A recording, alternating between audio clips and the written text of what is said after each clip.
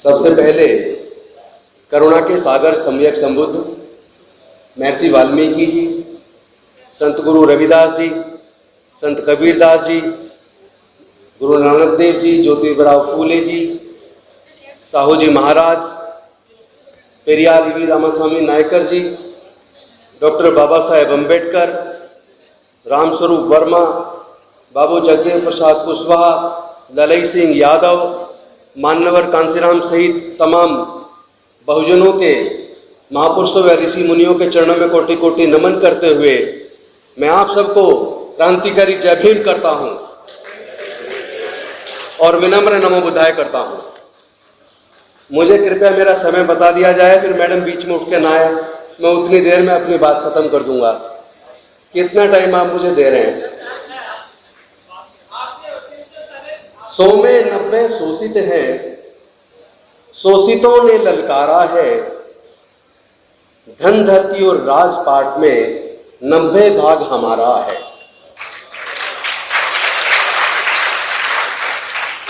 लेकिन क्या 90 तो छोड़िए,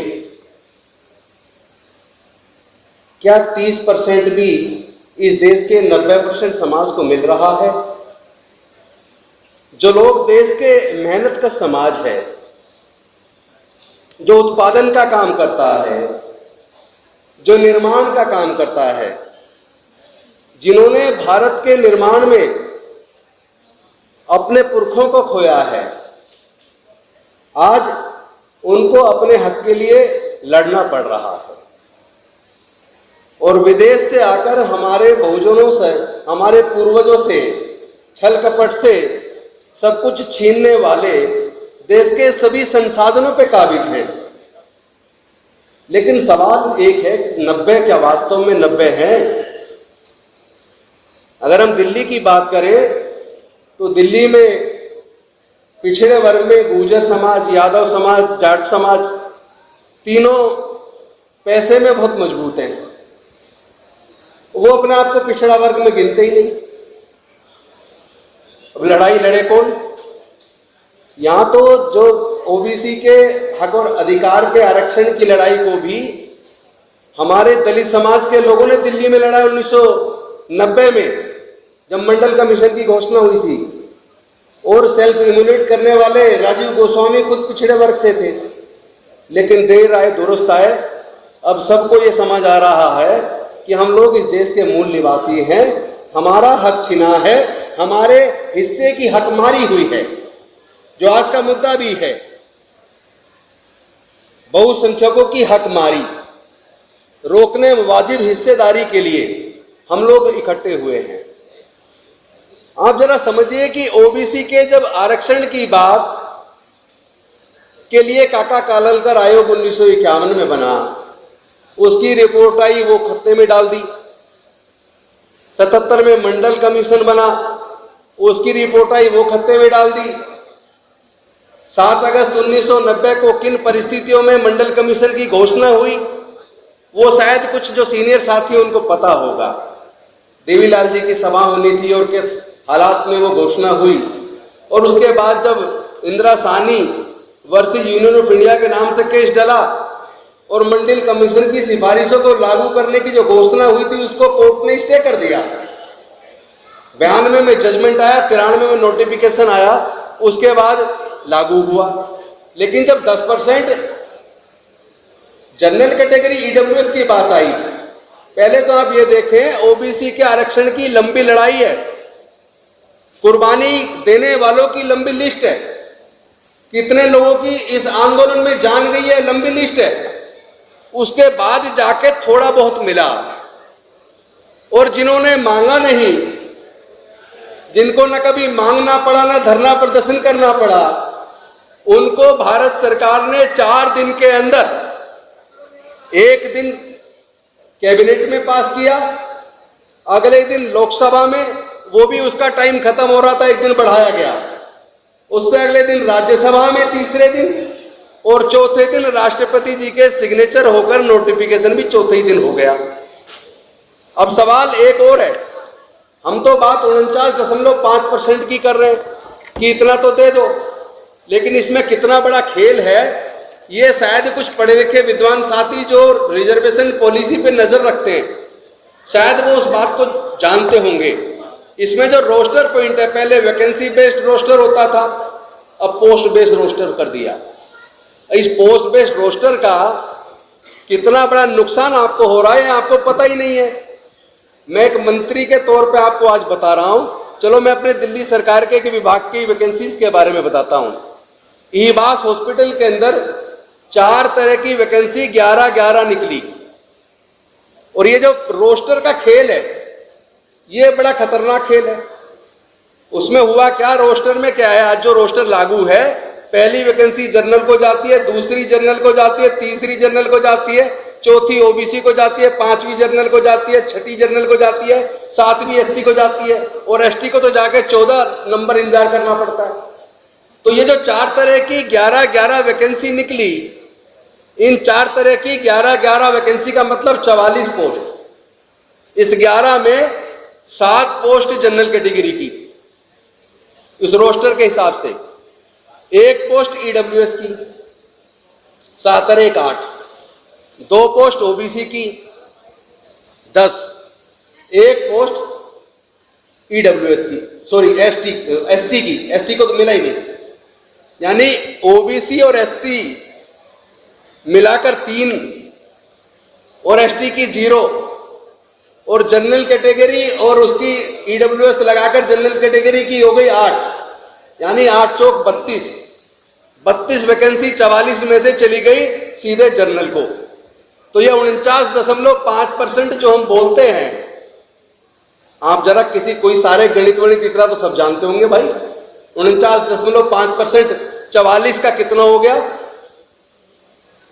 थोड़ा तो कैलकुलेट कर लो। कम से कम 21 तो मिलनी चाहिए, और 21 में हमें मिल रही है केवल 12। तो ये जो धोखा है, ये जो रोस्टर का धोखा है, इस रोस्टर के धोखे को तो हमारे ज्यादातर लोग जानते ही नहीं, और ओबीसी के ज्यादातर लोग अपने आप को ओबीसी मानते नहीं। तो लड़ाई को लड़ा कैसे जाए? उन्होंने तो मनुस्मृति में तय कर दिया, ये ब्राह्मण का काम है, क्षत्रिय का काम है, ये वैश्य का काम है, शूद्र का काम है। 4 मंजिला इमारत है, उसमें कोई सीढ़ी नहीं है, जो जिस इमारत में उसी में रहेगा। कोई कितना ही विद्वान बन जाए और वो सोचे कि मैं ब्राह्मण बन जाऊंगा, नहीं बन सकता। और उस मनुस्मृति में मतलब कितना बड़ा खेल है, इस खेल को समझना पड़ेगा। अगर कोई किसी ब्राह्मण से पूछे तुम किस वर्ण में आते हो, वो कहेगा मैं ब्राह्मण वर्ण में आता हूं। और जाति क्या है? जाति भी ब्राह्मण है। क्षत्रिय से कोई पूछे तुम कौन से वर्ण में आते हो, वो कहेगा मैं क्षत्रिय हूं, और कहते हो सीना भी बाहर निकालेगा। और जाति क्या है? जाति भी क्षत्रिय है। वैश्य से कोई पूछे तुम कौन से वर्ण में आते हो, मैं वैश्य में आता हूं, और जाति क्या है? जाति भी वैश्य है।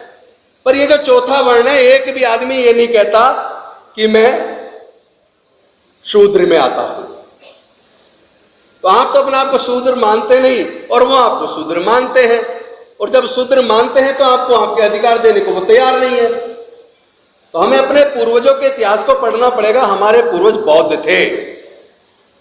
आर्यंस के आने से पहले हमारी जो हड़प्पा संस्कृति थी, 200 विकसित शहर थे हमारे, 200 विकसित शहर, और हम सब लोग मिलजुल के रहते थे, उत्पादन का काम करते थे, निर्माण का काम करते थे। लेकिन रोटी बेटी रिश्ता आपस में था, चूंकि जातियां नहीं थी। और जो लोग भारत में बाहर से आए, उन्होंने हमें हजारों जातियों में बांटकर, इस 90% को हजारों जातियों में बांट के इतना छोटा कर दिया कि आज आपस में एक दूसरे को कमजोर करने में लगे, एक दूसरे से लड़ने में लगे, बुद्धि उसकी चल रही है। तो हमें यह समझना पड़ेगा कि पहले तो हम समस्या को समझें, फिर उसके निदान की तरफ चले। भाई पहले प्राइवेट स्कूल तो आपने देखे नहीं होंगे, कोई प्राइवेट नहीं होता था, सारे सरकारी स्कूल होते थे। अब से 40 साल पहले अमीर का बच्चा हो या गरीब का बच्चा हो, सभी उन्हीं सरकारी स्कूल में पढ़ते थे। तो टीचर पक्षपात तो तब भी करता था, पर वो पक्षपात इतना करता था कि गरीबों के बच्चे को उठा के पीछे बिठा दे, अपने बच्चों को आगे बिठा ले। लेकिन पढ़ाता तो एक जैसा था, और जब पढ़ाता एक जैसा था तो जिस बच्चे में दम होता था वो अपनी मेहनत से डॉक्टर अंबेडकर बन जाता था, वो अपनी मेहनत से डॉक्टर जगदीश प्रसाद बन जाता था। लेकिन जब ये प्राइवेट, जब उन्हें लगा कि ये लोग डॉक्टर बाबा साहब अम्बेडकर के दिए रिजर्वेशन की वजह से और इनको जो पढ़ने लिखने का हक मिला इसकी वजह से धीरे धीरे आगे आने लगे। अब इनके खेतों में मजदूरी कौन करेगा? इनको तो सस्ते मजदूर चाहिए, इनकी फैक्ट्री में सस्ते मजदूर कहां से आएंगे? इन्होंने पॉलिसी बनाई कि भाई इनके रिजर्वेशन को किसी तरह खत्म करो और इनके पढ़ने लिखने के रास्ते बंद करो। आज की जो पॉलिसी है, मैडम अगर रोकना है नहीं तो बता दो, मैं रोक लेता हूं।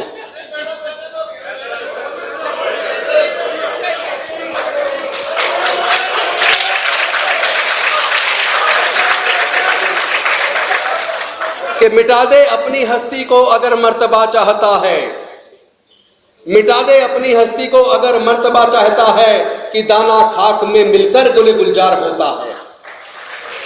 इस आंदोलन को जीतने के लिए अपने आप को मिटाना पड़ेगा। मैं वापस अपनी बात पे आ रहा हूं जहां छोड़ी थी।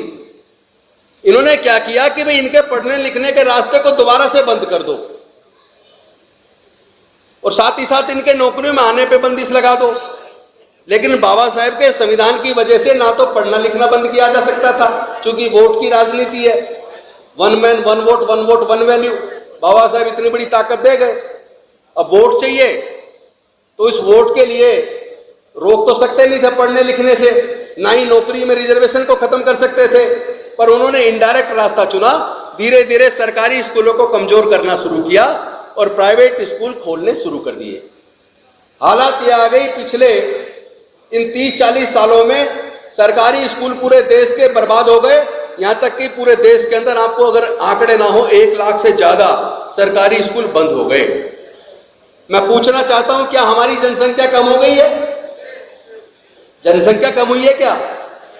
नहीं हुई। तो इसका मतलब स्कूल तो और ज्यादा खुलने चाहिए थे, लेकिन सरकारी स्कूल बंद होते जा रहे हैं, प्राइवेट स्कूल खुलते जा रहे हैं। और मीडियम दर्जे के पब्लिक स्कूल की फीस, बच्चे की फीस का खर्चा, किताबों का खर्चा, वर्दी का खर्चा, ट्रांसपोर्ट का खर्चा और फिर ट्यूशन। बड़े से बड़े स्कूल के सारे पढ़ने वाले बच्चे ट्यूशन भी पढ़ते हैं। उसके सारे खर्चे को मध्यम दर्जे के पब्लिक स्कूल में पढ़ने वाले एक बच्चे के खर्चे को अगर जोड़ लें, एक बच्चे की पढ़ाई पे 8 से 10 हजार रुपया महीना खर्च होता है। हर परिवार में मिनिमम 2 बच्चे भी मान लिए जाए तो 2 बच्चों की पढ़ाई पे 15 से 20 हजार रुपया चाहिए, और हमारे समाज के तो पूरे परिवार की इनकम 15-20 हजार रुपये महीना है। तो इस तरीके से इन्होंने धीरे धीरे स्कूलों में हमारे लोगों के आगे बढ़ने के रास्ते को बंद किया और नौकरियों में ले आए निजीकरण में ठेकेदारी। आपको जानकर ताज्जुब होगा, आजकल ज्यादातर वैकेंसीज को रेगुलर उस पर रखने की बजाय ठेकेदारी में रखा जा रहा है, और ठेकेदारी में ठेकेदार जब चाहे निकाल दे आप। और एक और खेल है, आपकी तनख्वाह अगर कम से कम 20 हजार है तो आपको दिए 10 हजार जा रहे हैं। आपको जानकर ताज्जुब होगा, मैंने अभी अपने यहाँ केस पकड़ा है अपने विभाग में, उनके सारे एम्प्लॉइज का खाते उसने खुद खोला और रखे हैं, उसके एटीएम उनके पास हैं। खाते धारक को यही नहीं पता उसकी कौन सी अकाउंट में तनख्वाह जाती होगी, बाद में उसको कैश दे देते हैं, आधा वो ठेकेदार खा जाता है वहां से, और सरकार से जो कमीशन लेता है वो अलग। तो यहाँ तो हम बैठे तो नजर रख के हर चीज को पकड़ने की कोशिश करते हैं, लेकिन वो भी हर किसी के विभाग में जाकर पकड़ना बड़ा मुश्किल है। मेरा कहने का मतलब ये ठेकेदारी प्रथा ने हमारे समाज के विकास को रोक दिया है, हमें बर्बाद कर दिया है। और ये लड़ाई रोड पे बड़े पैमाने पर लड़नी पड़ेगी, छोटे मोटे से काम नहीं चलेगा। जैसे हमारे वकील साहब बोल रहे थे, अब शायद चले गए, मेरे मित्र हैं, सुप्रीम कोर्ट के एडवोकेट हैं, वो कह रहे थे हमें जेल जाने के लिए संख्या बनानी पड़ेगी, कौन कौन जाने को तैयार है। मैं तो ये कह रहा हूँ जितनी हमारी 90% संख्या है, 90% संख्या का मतलब 115 करोड़ लोग कम से कम, उस 115 करोड़ लोगों में से केवल 1 करोड़ भी जेल जाने को तैयार हो जाए। मांगना नहीं पड़ेगा, बिल्कुल नहीं मांगना पड़ेगा। ये जो जातिगत जनगणना है ये तो जरूरी है, सुप्रीम कोर्ट का खुद का जजमेंट है, एडिक्वेट रिप्रेजेंटेशन होना चाहिए। और साथ में कोर्ट ये भी कहती है उसके लिए सर्वे होना चाहिए। अगर आपकी संख्या का ही नहीं पता तो एडिक्वेट रिप्रेजेंटेशन कितना बनता है कैसे पता चलेगा? इसलिए जातिगत जनगणना का होना जरूरी है, ताकि एडिक्वेट रिप्रेजेंटेशन कितना बनता है, कितना देना है, ये सरकार तय कर सके। तो ये जातिगत जनगणना हर हालत में होनी चाहिए, मैं इसके पक्ष में हूं। और ठेकेदारी प्रथा को भारत से बिल्कुल जड़ से खत्म किया जाना चाहिए।